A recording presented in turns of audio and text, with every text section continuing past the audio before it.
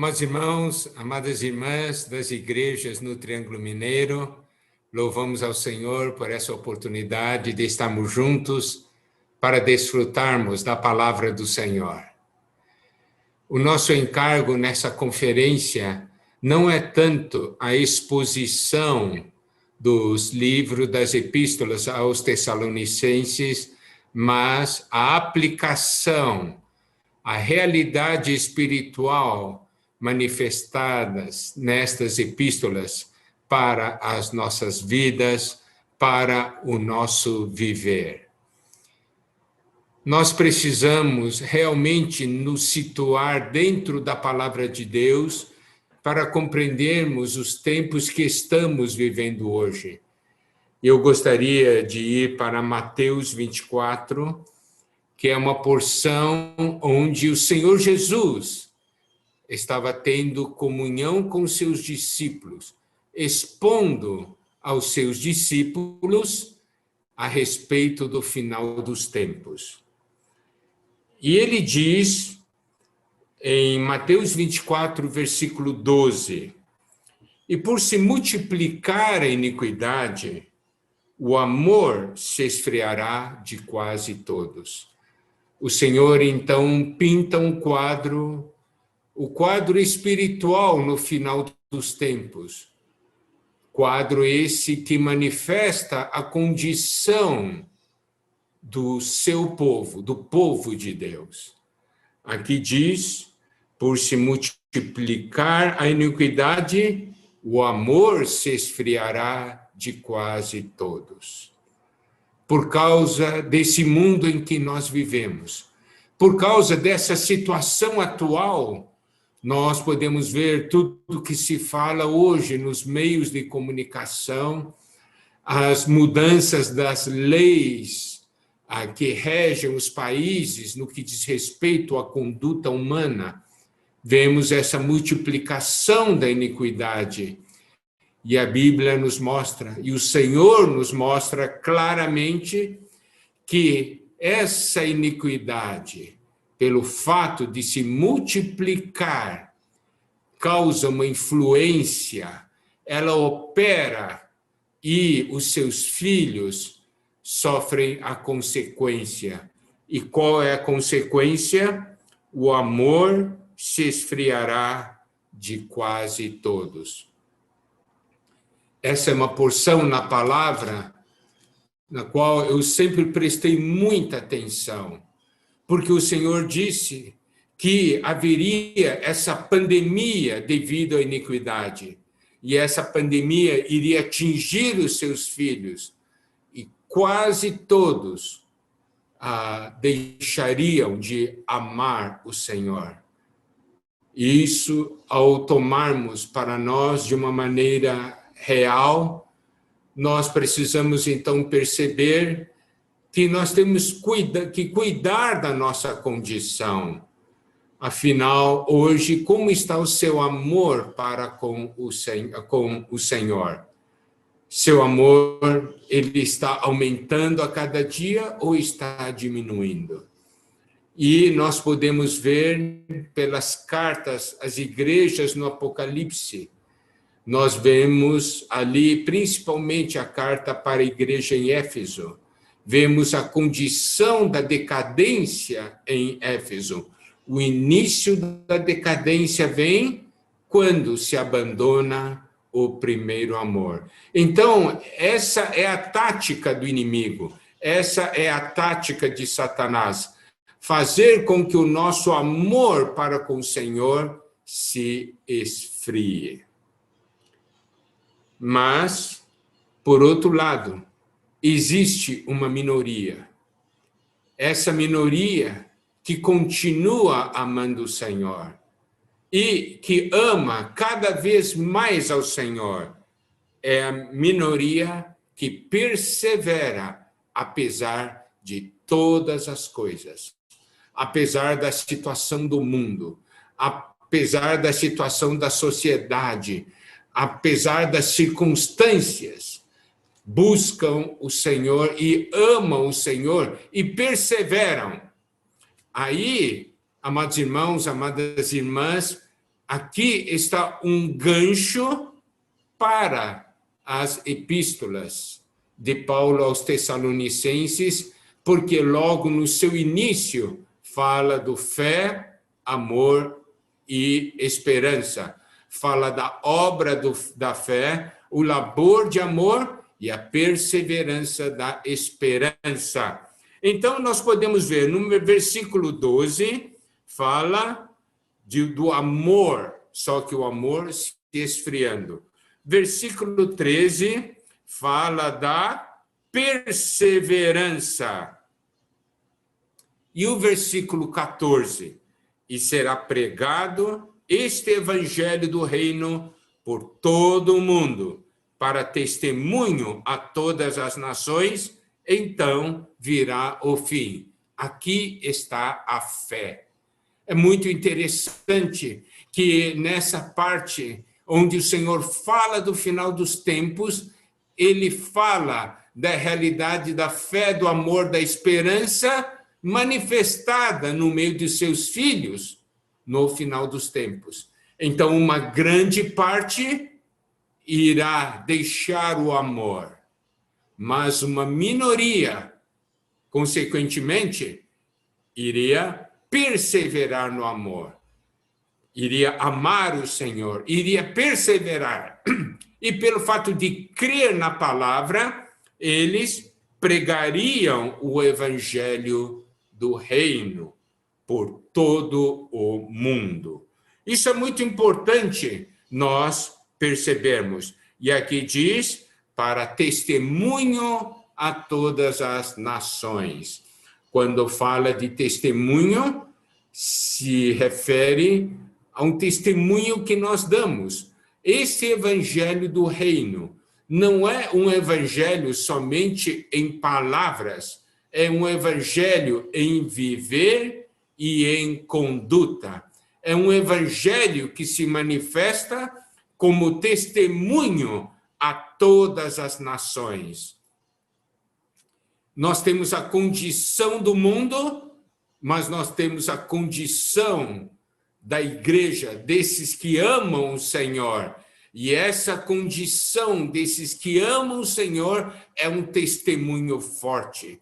E nós podemos ver que, apesar de todas as situações, há um grupo que vive o evangelho do reino, que prega o evangelho do reino para testemunho a todas as nações. E por causa desse grupo, o fim virá. Podemos ver, então, que o final dessa parte das palavras do Senhor tem uma forte conexão com o início das epístolas de Paulo aos Tessalonicenses. Como eu falei, o encargo que nós temos não é uma exposição da palavra, mas realmente uma comunhão sobre qual hoje é a realidade da nossa vida e do nosso viver e como nós estamos praticando isso em casa, na nossa vida pessoal. É muito importante nós olharmos este assunto. A volta do Senhor está próxima. Se nós vivermos somente uma aparência, nós estaremos enganando a nós mesmos. O Senhor virá. E o Senhor não é aquele que simplesmente olha para a aparência, ele olha para a realidade. E precisamos ver que nas epístolas de Paulo aos Tessalonicenses, principalmente 1 Tessalonicenses, no final de cada capítulo, Paulo fala a respeito da volta do Senhor. Então, o conteúdo de cada capítulo tem como meta nos preparar para a volta do Senhor. Mas aí vem uma grande pergunta. Essas palavras que temos recebido de 1 Tessalonicenses e 2 Tessalonicenses durante a conferência e mesmo depois da conferência, por meio das mensagens liberadas. É uma palavra que realmente está nos preparando para a volta do Senhor? Nós temos tomado essa palavra para nos prepararmos de verdade para a volta do Senhor? Se o Senhor voltar hoje, qual será a sua condição? Qual será a condição da sua família?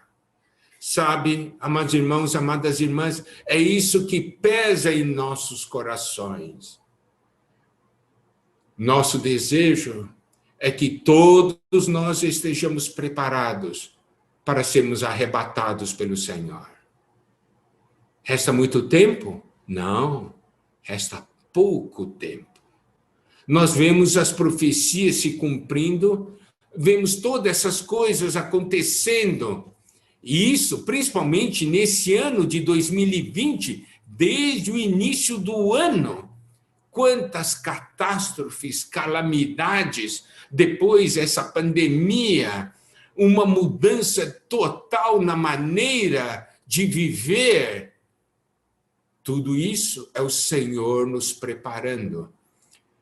O que nós precisamos ver é que os problemas aumentaram, mas nós cremos na promessa do Senhor, que o Espírito que o Senhor hoje dispensa a nós é o Espírito 7 vezes intensificado, que está descrito em Apocalipse, os 7 Espíritos. Então, nós podemos simplesmente nos conformar com toda essa situação, permanecermos inertes, ou nós podemos reagir tomando o Espírito e a palavra, tomando essa palavra como uma forte vacina contra toda essa ação da iniquidade. E aí tem uma pergunta que é muito importante. O seu viver, o nosso viver, antes de receber 1ª e 2ª Tessalonicenses, e depois de termos recebido essa palavra, mudou ou não mudou? Essa é uma resposta que só cada um de nós pode dar para si mesmo. O Senhor não olha para a aparência, o Senhor olha para o coração. Qual é essa realidade? O que é que nós precisamos dar valor? Nós estamos preparando a nós mesmos e a nossa família para a volta do Senhor? Então, devemos perceber que o Senhor hoje está falando às igrejas e nós somos bem-aventurados. Por quê? Porque o Senhor tem aberto a sua palavra para nós. Ele tem dado a nós uma palavra revelada. Enquanto muitos cristãos vivem debaixo de uma tradição, o Senhor tem nos dado da revelação. E é o momento de nós tomarmos isso e aplicarmos. Essa palavra das epístolas aos Tessalonicenses é uma palavra para nos preparar para a volta do Senhor. Isso é grande amor de Deus. Se você perguntar para mim, irmão Miguel, depois que começou a pandemia, as coisas melhoraram ou pioraram, exteriormente falando? Eu vou dizer uma coisa, os problemas aumentaram bastante. Mas eu dou graças ao Senhor. Por quê? Porque a graça de Deus aumentou. A palavra, a revelação aumentou. O suprimento do Espírito aumentou. As orações aumentaram. Isso quer dizer o quê? Que nós estamos vencendo. As coisas pioraram, mas nós estamos lutando e estamos vencendo. O Senhor não parou de nos suprir. Por isso, vamos agora entrar em algumas realidades espirituais de 1 Tessalonicenses. Então, como eu falei, nós não vamos desenvolver uma parte teórica, doutrinária, expositiva. Nós vamos aplicar as realidades espirituais para nossas vidas. Nosso desejo é que não somente nós, mas todas as pessoas que nós servimos possam tocar naquilo que Deus está dando e, como resultado, ter uma transformação de vida, um crescimento de vida, e assim se preparar para a volta do Senhor e ser arrebatado. 1 Tessalonicenses capítulo 1, versículo 1 diz: Paulo, Silvano e Timóteo, a igreja dos Tessalonicenses em Deus Pai e no Senhor Jesus Cristo, graça e paz a vós outros. Essa introdução da primeira epístola aos Tessalonicenses é uma introdução muito preciosa. Por quê? Porque nos mostra que a igreja está em Deus. Quando nós falamos a igreja, talvez seja ainda uma coisa meio abstrata, porque são muitas pessoas que compõem a igreja. Então, vamos aplicar para a nossa vida. E aí, aplicando essa primeira parte, a grande pergunta é: eu estou ou não em Deus no meu dia a dia? Em Deus. Talvez no passado eu vivesse muito em mim mesmo. Mas não chegou o momento de nós começarmos a viver de verdade em Deus? Fazer com que o tempo que nós permanecemos em Deus seja muito maior do que o tempo que nós permanecemos na carne? Será que não chegou esse momento? Será que não chegou o momento de nós diariamente irmos diante do Senhor e nós realmente cuidarmos da nossa própria condição e falarmos: Senhor, eu estou ou não estou em Ti? Todas as manhãs, na minha comunhão pessoal com o Senhor, eu tenho uma oração: Senhor, eu quero permanecer em Ti. Me ensina. Não é algo muito fácil, porque nós estamos acostumados a viver em nossa carne. E nós logo nos esquecemos desse fato, dessa realidade. Daí surge um problema, o que acontece? Nós reagimos em nós mesmos. Esquecemos de que nós devemos permanecer no Espírito, que devemos permanecer no Senhor.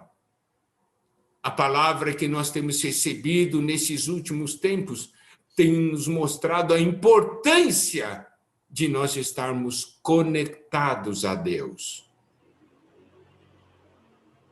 Nós estamos conectados a Deus ou conectados a Adão? Quando estou conversando com minha esposa, eu estou em Deus ou estou em Adão? Quando estou conversando com meu colega de trabalho, eu estou em Deus ou estou em Adão? Quando estou me relacionando com os irmãos, eu estou em Deus ou estou em Adão? Estou conectado ou desconectado no que diz respeito a Deus? Essa é a grande pergunta. Quando que nós vamos tomar isso de uma maneira séria? Durante todo esse tempo, desde que começou a pandemia, eu tenho estado em casa, eu não tenho saído. E eu recebo muitos chamados, muitas mensagens e telefonemas de irmãos, de casais, buscando ajuda. E o que é que nós percebemos? Muitos continuam vivendo como se nada fosse acontecer. Muitos continuam vivendo de uma maneira tal de que, tendo ou não recebido a palavra de Deus, nada muda em sua vida. Continua do mesmo jeito, não tem reação. E aí nós olhamos e diz, como pode ser? Nós compreendemos, o Senhor falou, por se multiplicar a iniquidade, o amor de quase todos esfriará. Não tem reação. E pelo fato de não amar o Senhor, não ama a própria família. Muitas brigas dentro de casa. Mesmo depois de terem recebido palavras tão ricas. O mesmo viver de antes, sem nenhuma mudança, sem nenhuma reação.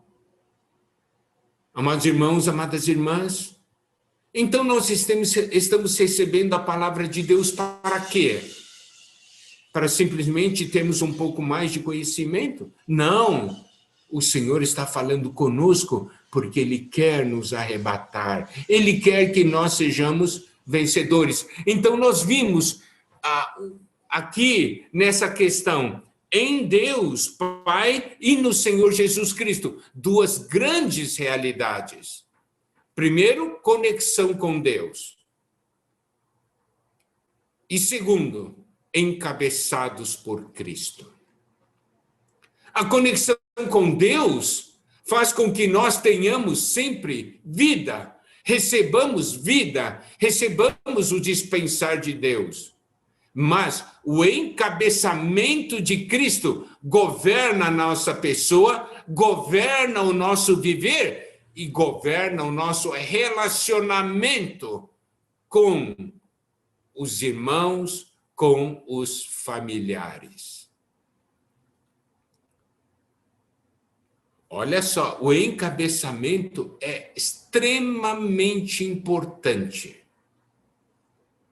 Principalmente agora nos tempos finais, que são tempos de edificação do corpo de Cristo. Nós todos somos membros diferentes. Nós todos temos diferentes dons.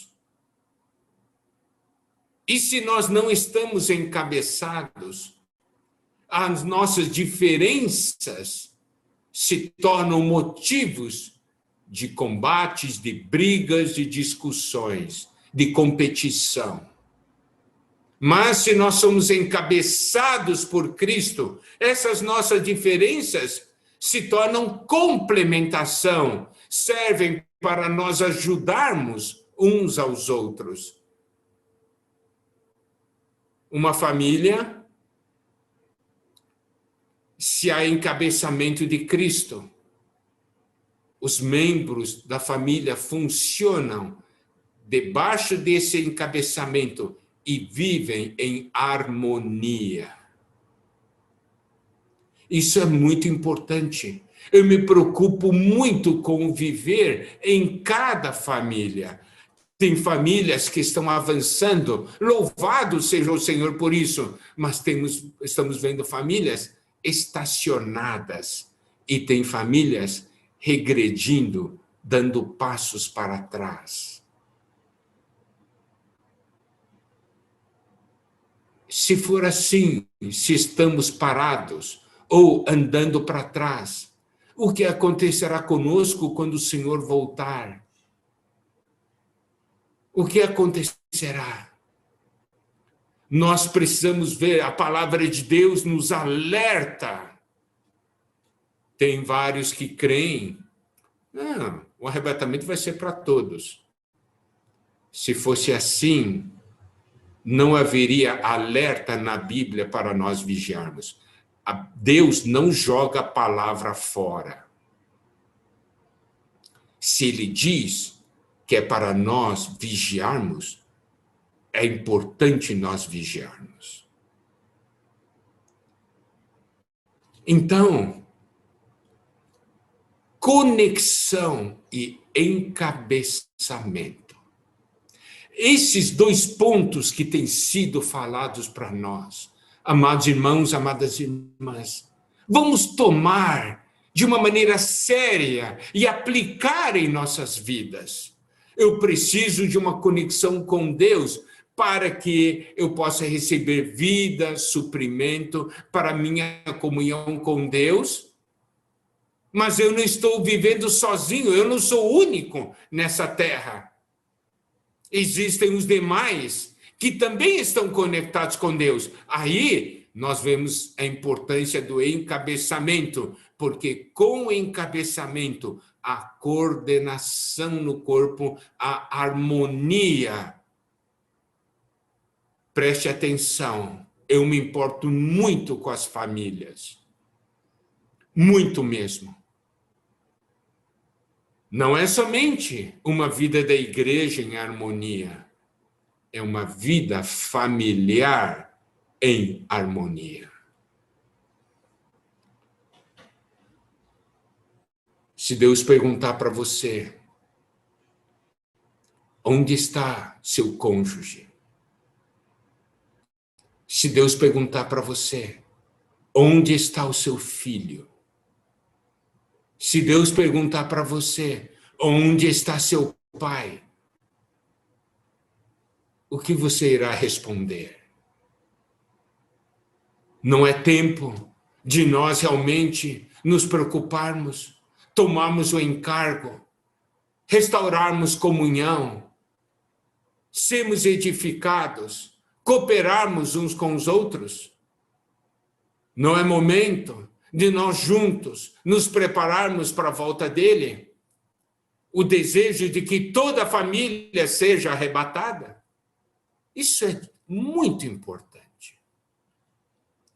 E também a realidade, uma outra realidade que há no versículo 1 é quando diz a igreja dos Tessalonicenses. A igreja pertence também a nós. Pertence a Deus, pertence a Cristo e pertence a nós. Porque a Bíblia fala em várias porções, igreja de Deus.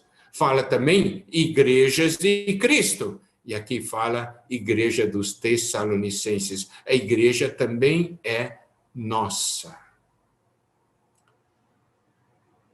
Preste atenção, amado irmão, amada irmã. A nossa condição espiritual está intimamente ligada com a condição da igreja. E nós precisamos perceber algo que o Senhor Jesus falou. Eu edificarei a minha igreja e as portas do Hades não prevalecerão contra ela. O Senhor disse, eu edificarei a minha igreja. Então nos mostra que quando a igreja está edificada, é possível vencer as portas do Hades. É possível vencer as portas do inferno. Principalmente nos tempos finais, onde a iniquidade tem se ampliado tanto, é que nós podemos ver a importância de haver edificação. E nós podemos perceber que Deus está permitindo, que o Senhor está permitindo que muitas coisas aconteçam. Ele está nos forçando a essa edificação. As várias situações, dificuldades que têm surgido, o que nós temos visto? Os irmãos têm postado as dificuldades nos grupos de comunhão da igreja e todos têm se empenhado em oração, em comunhão. Não é isso? Nós podemos ver a força que nós recebemos, que vem da oração do corpo. O Senhor quer nos levar a viver essa realidade do corpo. Tantas situações difíceis sendo vencidas, não sozinhos por nós, mas nós com os irmãos, recebendo ajuda dos irmãos. Nós podemos ver, então, a importância da igreja para nós nesses tempos finais. E em cada reunião, a palavra que tem sido dada tem sido palavras de salvação. eu recebo muitos comunicados e mensagens de irmãos falando como eles foram salvos e estão sendo salvos devido à palavra, devido à participação nas reuniões. Deus se dispensa, Deus continua se dispensando, porque Ele cuida do seu povo. Ele cuida do seu povo com palavra, com espírito e com os irmãos. Podemos ver, então, esse operar de Deus. A igreja dos Tessalonicenses. Eu pertenço à igreja, a igreja também pertence a mim. Eu tenho os irmãos na vida da igreja. Eu estou conectado a Deus e encabeçado por Cristo e vivo no corpo junto com os irmãos. Olha que maravilha! Deus Pai, Cristo e os irmãos, a igreja. Tudo isso é o suprimento para nós nesses tempos finais. Nós sabemos de uma coisa: a situação do mundo irá de mal a pior. As coisas ficarão cada vez mais difíceis. Em Mateus 24, nos mostra claramente que nós seremos perseguidos, porque nós guardamos a palavra de Deus. E ainda tantas outras coisas. Não é bom saber que não estamos sozinhos? Saber que há irmãos orando por nós, nos sustentando? Sabendo que mesmo no fato de uma dificuldade maior, nós teremos o suporte da família de Deus. Mas eu tenho que cuidar da minha condição, tenho que cuidar da condição da minha família, a condição espiritual. Deus tem dado tanto para que nós realmente possamos nos preparar para a sua volta, para nós sermos arrebatados. A Bíblia registra que é possível vencer.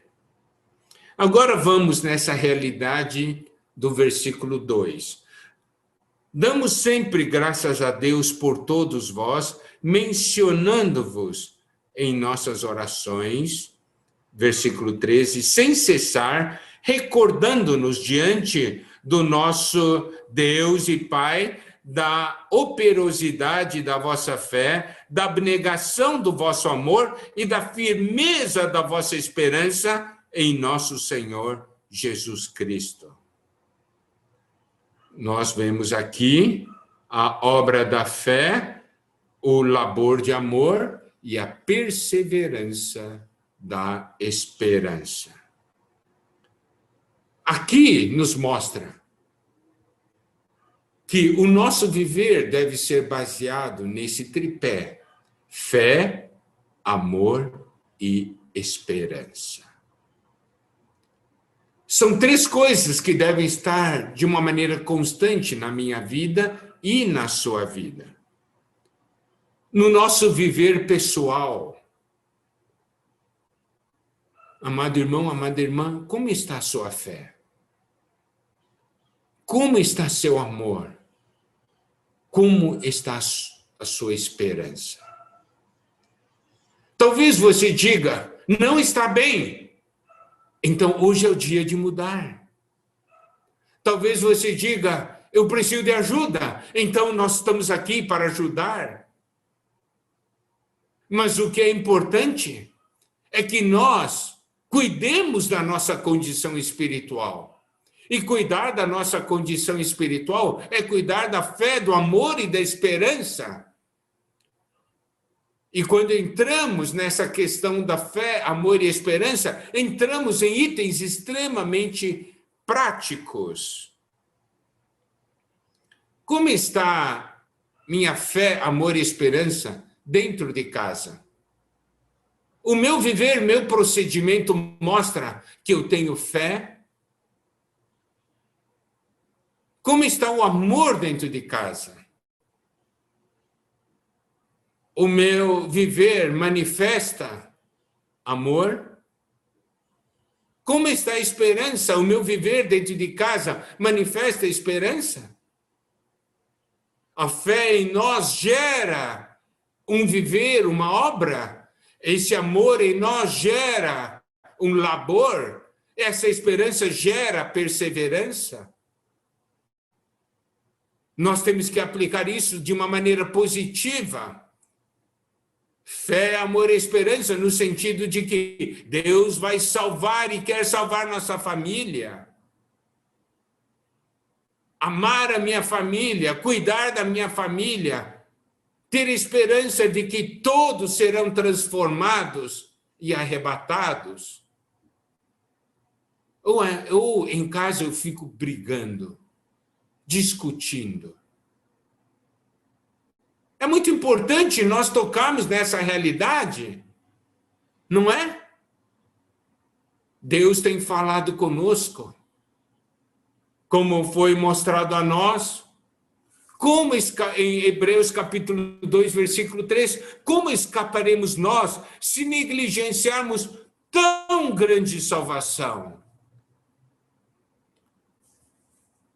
O Senhor tem nos dado a palavra, o Senhor tem nos dado do Espírito, o Senhor tem nos dado a vida da igreja. E o Senhor, louvado seja o Senhor, realmente Ele tem cuidado de nós.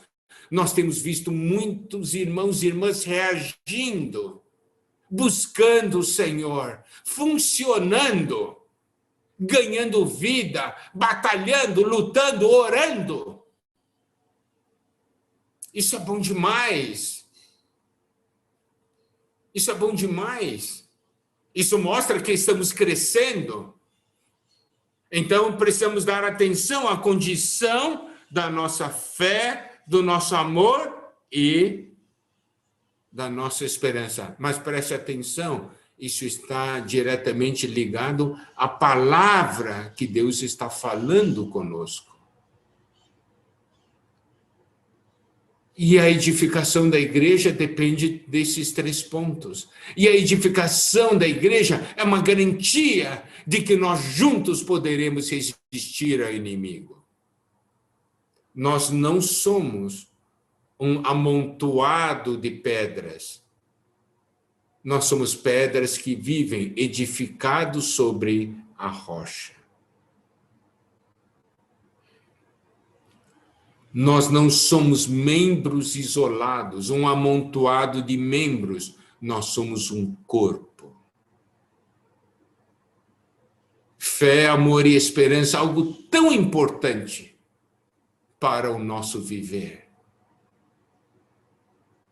Amados irmãos, amadas irmãs, eu estou falando isso porque me preocupo com o seu viver, com a realidade dentro da sua casa, com a realidade no seu trabalho. Eu me preocupo. Porque vejo ainda alguns vivendo na aparência. Aquela realidade da igreja em Sardes, o nome de quem vive, mas está morto. Você pode ver na igreja em Sardes, né? Ali simplesmente o Senhor fala da condição da igreja, tá? Tem o nome de que está vivo, mas está morto. E o que tem ainda resto que está vivo, está para morrer. Por isso ele manda consolidar o resto que estava para morrer. As obras não eram as obras, né? Não foram achadas íntegras. Mas você vê aqui, você não vê um ataque direto de Satanás, perseguição, problema. Por quê? É uma igreja morta. Não incomoda Satanás. Satanás diz, isso aqui eu não vou me preocupar, não me incomoda. Mas então nós precisamos ver se nós temos fé, amor e esperança. Nós temos uma vida cristã ativa, porque a nossa fé se manifesta por obras, em ação, em um viver. O nosso amor se manifesta por labor, abnegação. Nós negamos a nós mesmos a favor dos outros e nós perseveramos na esperança. Não é importante? Esses pontos na vida da igreja. Amados irmãos, amadas irmãs, nós precisamos dar atenção a isso. Fé, amor e esperança. Deus quer nos preparar. Nós podemos ver claramente, ao ver as palavras que o Senhor está falando às igrejas, eu vejo o amor de Deus.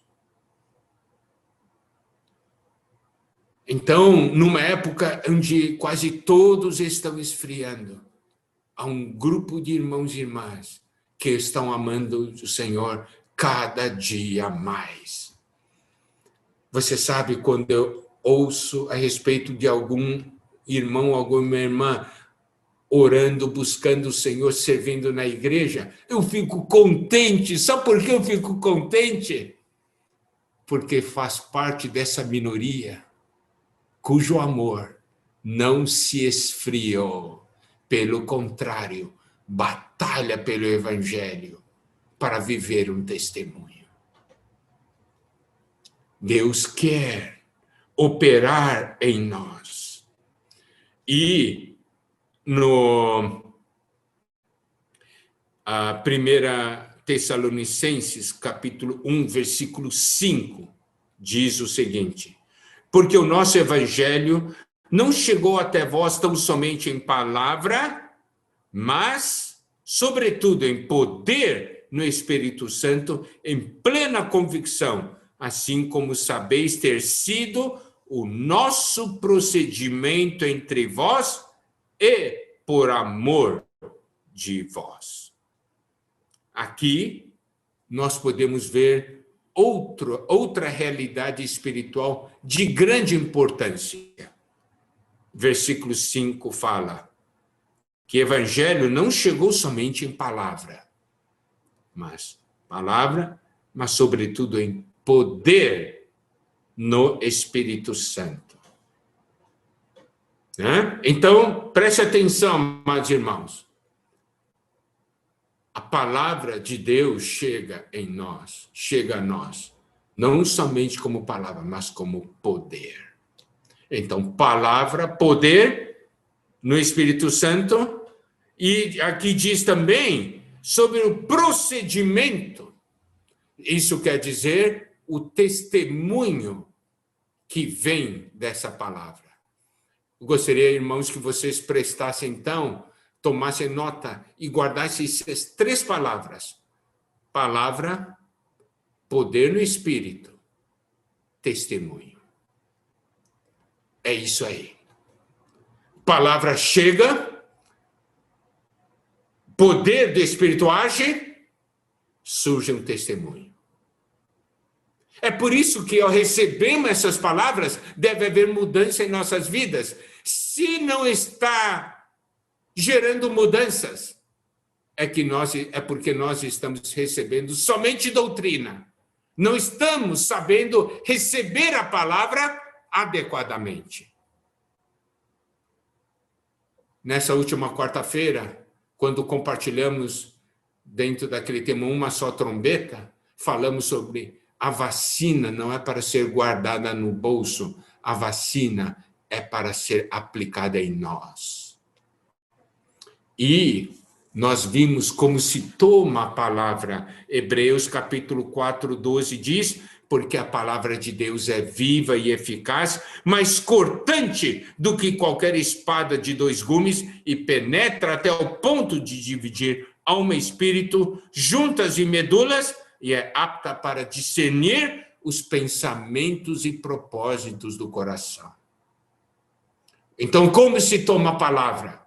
Aqui diz que a palavra é viva, eficaz, ela é mais cortante. Então a palavra corta e também penetra até o ponto de dividir alma e espírito. Eu tenho que permitir que a palavra corte meu ser. Eu tenho que permitir que a palavra penetre no meu ser cada vez mais fundo. Cada vez mais fundo, a ponto de dividir alma e espírito juntas em medulas, e me faz discernir os pensamentos e propósitos do coração. Todas aquelas nossas coisas ocultas, pensamentos e propósitos ocultos, tudo isso é manifestado. Eu tenho que permitir que a palavra me corte. Quando nós estamos vendo irmãos recebendo a palavra, mas sem mudança de vida, isso quer dizer que não deixou a palavra penetrar. Manteve a palavra simplesmente na superfície. E ainda mais nos diz, no versículo 13 de Hebreus 4, não há criatura que não seja manifesta na sua presença, pelo contrário, todas as coisas estão descobertas e patentes aos olhos daquele a quem temos de prestar contas, Jesus, que é o nosso sumo sacerdote que se compadece de nós. A palavra corta nos expõe diante do Senhor. E nós vamos ainda querer ocultar, querer esconder. Melhor coisa é realmente nós nos expormos ao Senhor. O Senhor vai olhar. O Senhor vai olhar que a situação muitas vezes em nosso exterior está terrível. Mas a ação dele qual é?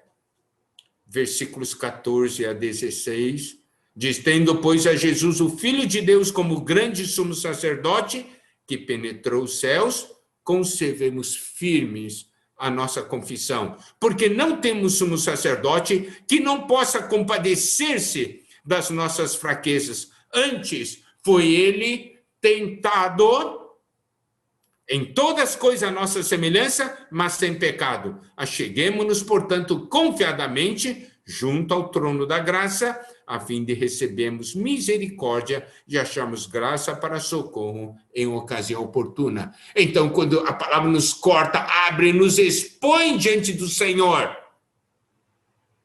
o Senhor não nos condena, o Senhor vem nos salvar. Ele vem ministrar a graça, a misericórdia e o socorro que nós necessitamos. Amados irmãos, amadas irmãs, meu encargo é ajudá-los a aplicar a palavra em suas vidas. Meu encargo é que você não receba nenhuma palavra de Deus em vão. Que a palavra de Deus chegue sempre como uma palavra viva e eficaz. Se é viva e eficaz, nos transforma. Se não nos transforma, é que nós recebemos a palavra simplesmente como doutrina. Que o Senhor tenha misericórdia de nós e nos abençoe, que nós possamos avançar. Amém? Continuaremos amanhã dentro das realidades espirituais manifestadas nas epístolas de Paulo aos Tessalonicenses. Que o Senhor nos abençoe. Amém.